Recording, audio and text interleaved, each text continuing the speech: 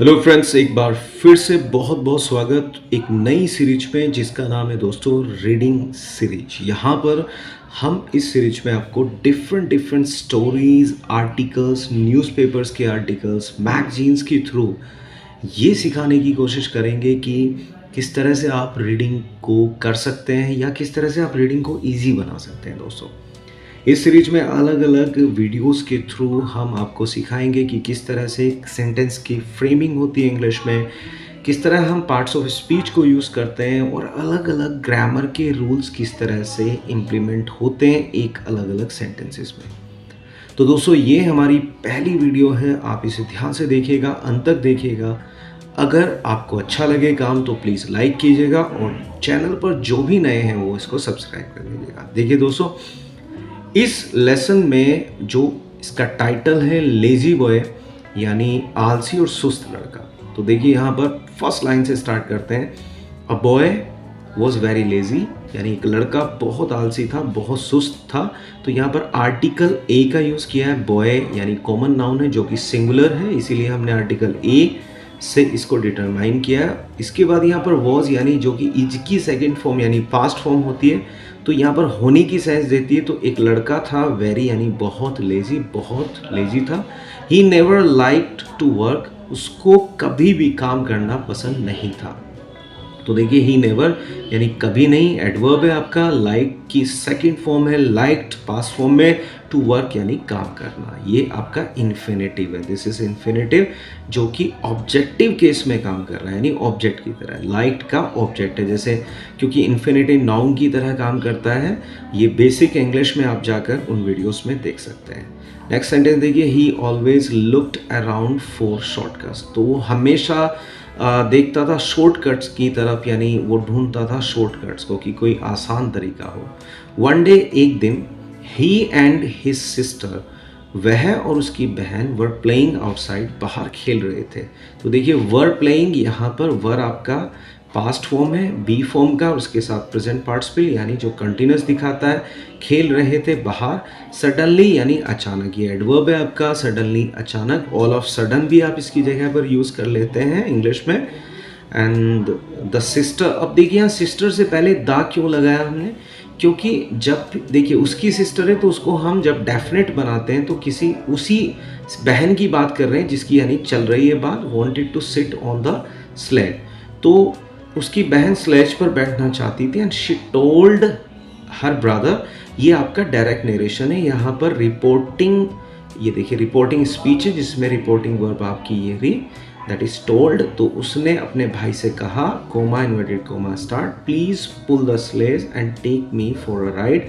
तो कृपया स्लेज को खींचो और मुझे राइड कराओ, यानी take me for a ride, मुझे राइड पर ले चलो।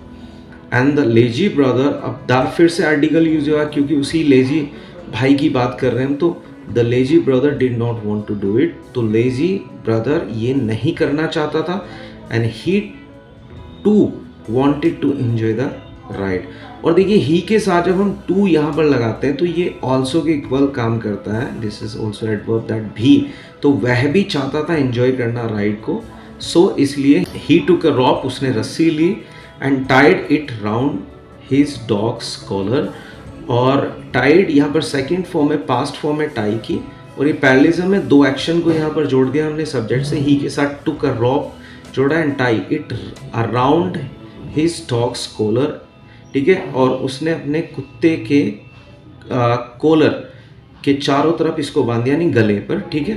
And tied the other and, और दूसरा सिरा, अदर एंड मतलब अन्य। देखिए द अदर को अगर आप अच्छे समझना चाहते हैं तो हमारे एक्स्ट्रा लेसन्स में आप द अदर वाला लेसन को देख सकते हैं। वीडियो का लिंक मैंने ऊपर दिया है, वहाँ से देख लीजिएगा। क्योंकि अदर से पहले जब हम दा लगाते हैं तो ये it becomes like equal to another. तो द अदर एंड यानी दूसरा सिरा टू द स्लेज, स्लेज पर को बांध दिया, और पहरा सिरा उसके कॉलर में बांध दिया चारों तरफ, ठीक है। Then he nudge the dog to move forward, तब उसने हल्का सा डॉग को, जैसे बोलते हैं एक नच का मतलब होता है कोहनी से हल्की सा मारना, या फिर जैसे कहते हैं ना किसी को चलने के लिए, जैसे थप एक उसकी पीठ पर मार देना या फिर उसको आगे बढ़ाना, ठीक है। तो then he nudge the dog to move forward, आगे चलने के लिए उसने उसको ऐसे ठोका, हल्का सा मतलब लगाया। एंड उसके बाद द पुअर डॉग, पुअर यहाँ पर है मतलब बेचारा, जो कुत्ता था स्टार्टेड मूविंग फॉरवर्ड, और उसने आगे बढ़ना शुरू कर दिया, pulling the sledge with him, अपने साथ स्लेज को खींचते हुए, ठीक है। पुलिंग मतलब खींचते हुए। ये देखिए प्रेजेंट पार्टिसिपल है यहाँ पर, ये आपका जीरंड है। देखिए स्टार्टेड के बाद आपने जीरंड जहाँ पर मूविंग यानी मूविंग फॉरवर्ड, आगे चलना, ठीक है, राइट। दिस इज, ये जीरंड है आपका। एंड पुलिंग यहाँ पर प्रेजेंट पार्टिसिपल है, खींचते हुए, विद हिम अपने साथ। It was a joyful ride, बहुत ही आनंद भरी राइड थी, ये सवारी थी। But disaster was at the corner, लेकिन डिजास्टर कहाँ था, कोने में। For as soon as the dog turn the corner, जैसे ही वो कोने से मुड़ा, जो कुत्ता ने टर्न लिया कोने में, द रोप ब्रोक, रस्सी टूट गई। And the boy and his sister were thrown off the sledge, और वो वहाँ से गिरकर अलग हो गई, मतलब नीचे गिर गई स्लेज से। तो देखिए the boy and his sister were thrown off the sledge, right, और स्लेज से दूर हो गई, ठीक है। अल्टीमेटली अंततः it was the lazy boy, ये वही आलसी लड़का था, who had to pull the sledge, जिसको स्लेज को खींचना पड़ा, क्योंकि कुत्ते की रस्सी टूट गई और स्लेज रुक गया, तो उसके बाद उसी को खींचना पड़ा। तो देखिए ही हैड टू मतलब पड़ा, पुल द स्लेज। तो दोस्तों इस वीडियो में अभी इतना ही। अगली वीडियो में फिर से मिलूंगा एक नई लेसन में दोस्तों, जहाँ पर एक और नया लेसन बहुत ही इंटरेस्टिंग स्टोरी के साथ मैं आपको पढ़ाऊंगा। अभी ये बेसिक स्टोरीज हैं, धीरे धीरे धीरे धीरे हम ग्रेजुअली आगे बढ़ेंगे और आपका लेवल और बढ़ाते चले जाएंगे। तो दोस्तों अभी तक के लिए इतना ही, अपना ख्याल रखिएगा। Thank you so much.